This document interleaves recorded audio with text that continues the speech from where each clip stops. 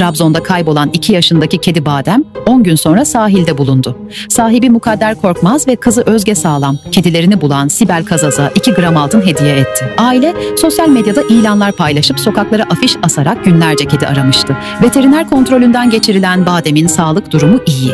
Aile yeniden kaybolma riskine karşı takip cihazı taktırmayı planlıyor. Daha fazlası için bizi takip etmeyi unutmayın.